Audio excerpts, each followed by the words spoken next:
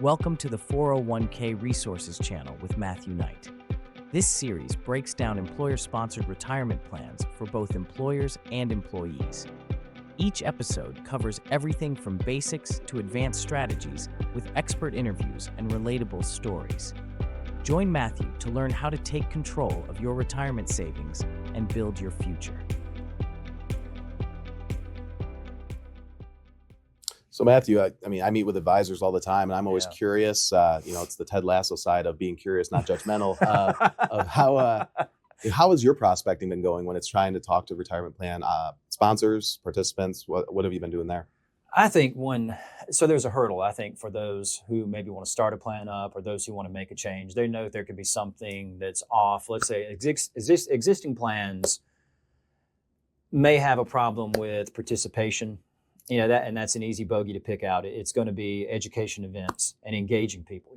Part of my job is to promote the plan and to tell people what it can do for them. Mm-hmm. So I think there's an opportunity out there when I hear of a plan sponsor say that, I just don't have people signing up. I can't get people to sign on. I don't know why these people are holding out. That's where I come in and can offer the education meeting. I can even partner with someone like yourself to really talk about what somebody's missing. Yeah.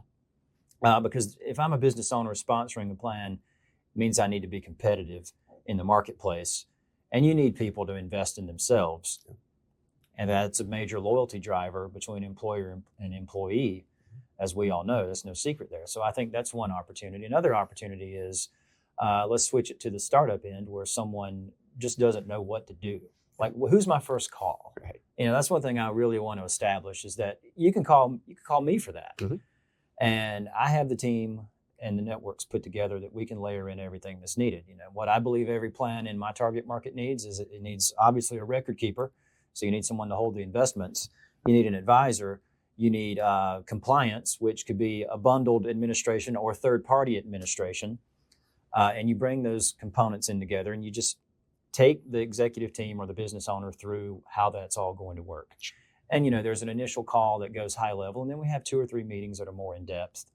But I think really it's getting people over the mental hurdle of taking the first step. Yeah. And with Secure Act 2.0 out there and the generous tax credits that exist, it's too hard to ignore now, especially in the startup space. Yeah, no, I'd agree. I think I've said for many years, there's never a better time to start a 401k, and government's helping with that now with the subsidies and some states are going mandatory. Yeah, that's right too. Exactly. With it. Don't have the list, but I know some states are there's going to be a lot of pressure that if you're not forced to do it, mm-hmm. the tax incentives are going to be so generous, it's going to become, well, why are you not? And you feel maybe almost guilty for not offering something. Yeah. And people, a business owner may think, well, gosh, I need to, match this or match that. There are so many different ways you can start with, even if you go the simple IRA route, you ladder up to a 401k, or if you just went with pure profit sharing and discretionary contributions. There's many, many ways to get in there. It's not a one size fits all proposition. Yeah. So you don't have to stuff anybody into a box. Right. It's built custom for you. And I feel, and correct me if I'm wrong, but the industry always thinks of benefits as health insurance first, right? We're probably not the top 3, of what benefits need to be offered. And it's amazing. We're definitely top 5. Top 5 at least, yeah. Yeah, we are top 5. Not many employees are going and rushing to their employers, say, I want a 401k, I want a 401k. So I've seen it as pretty substantial savings tax-wise and retention recruiting-wise for those businesses who do offer that and help themselves. Those are all true. And you think about a business owner, small to mid-market, needs an avenue mm-hmm. to build up a retirement fund for himself or for herself. Sure.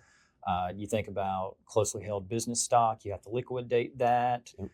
It's tied up in something. So I think, you'll use that one day, but you also need the 401k there for yourself and for would-be participants.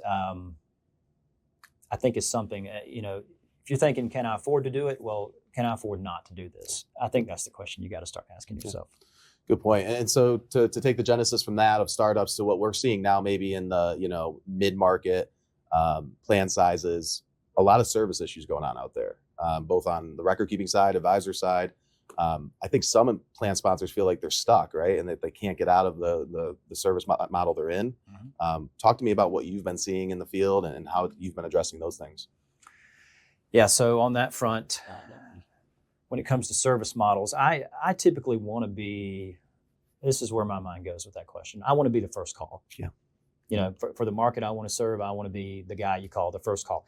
Even if we go and involve someone else, and it's okay, well, it's going to really be a record keeper issue. Mm-hmm. You know, I'm not one to say, well, you see the 866, you the 888 number there, you need to call that number and leave me alone. That's not how we want to broach that topic. So I think if I'm a participant, I have a need. I need to make one call and know that it's at least 80% handled. Sure. And that's really, if I had to say service issue number one, that's what I'm going to call it. It is just dealing with things as they come up, mm-hmm. service after the sale, mm-hmm. and you don't install and walk away. Mm-hmm. And I've got a high conviction on that, because you need to just be willing to roll up your sleeves and dive in. Whether a participant has a question about a life event where maybe it's outside money to roll in, how do I do it? I've had a life-changing event, and you know there may be a divorce involved, or there may be a marriage involved. I might have had a kid. I got to update beneficiaries. The biggest gap, I believe, Mark, is participants being in the dark after it launches. Sure. And so I think education's important. That's really a number one issue. Yeah. Enablement, not empowerment, I would say.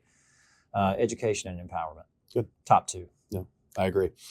And then the last question I'd ask you is just what have you been doing in the marketing side of things when it comes to whether it's, you know, working with individual clients, business owners, things like that? I'm always curious on how advisors are winning in that space when it comes to marketing yourself.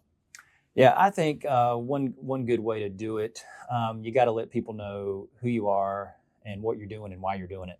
So you want to reach people, really in all mediums now. You know, social media is a big way to reach people, which this video is going to be there. Yeah. So social media, you want to be involved in places where business owners gather, and where are they asking their questions and who are they asking them to?